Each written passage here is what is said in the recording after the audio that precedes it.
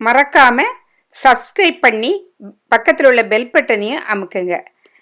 Welcome to homemade சமையல். இன்றைக்கு உளுந்த வடை செய்வதற்கு தேவையான பொருட்கள்: உளுந்து 1 கப், பெரிய வெங்காயம் 1, பச்சை மிளகாய் 4, கருவேப்பிலை, இஞ்சி 1 துண்டு.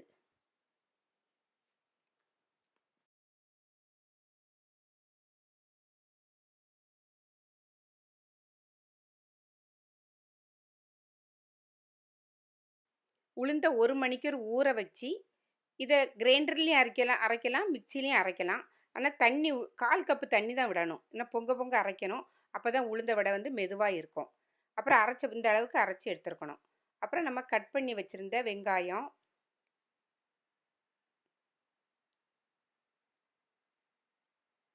பச்சை மிளகாய், இஞ்சி, கருவேப்பிலை, அப்புறம் சால்ட்டு நிறைய போடக்கூடாது. 1 கப்புக்கு 1 ஸ்பூன் சால்ட்டு போடணும். அப்புறம் பார்த்துட்டு போடுங்க. அப்புறம் கை கொண்டே இந்த மாதிரி நல்லா பிசைஞ்சு எடுத்துக்கணும். அப்புறம் எண்ணெயை காய வச்சு வடையை அந்த உளுந்தை நம்ம அரைச்சி வச்சுருக்கோம்ல அதை எடுத்து இந்த அளவுக்கு கையில் தண்ணியை தடவிட்டு இப்படி தடவிட்டு இப்படி ஹோல் போட்டு அந்த எண்ணெயில் போடணும். எண்ணெய் காஞ்சிருக்கணும்.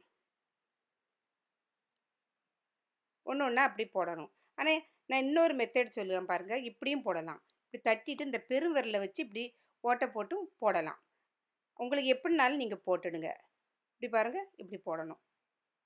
போட்டு அதை நல்லா வேக வச்சு நம்ம சுட்டு எடுக்கணும். இது உங்களுக்கு முடிஞ்சால் இப்படி போடுங்க, ஏன்னா ஈஸியாக இருக்கும். இல்லைன்னா கையில் தட்டுங்க. ஆனால் தண்ணி தடவிட்டு தான் போடணும். அப்புறம் இதை மாற்றி போடணும்.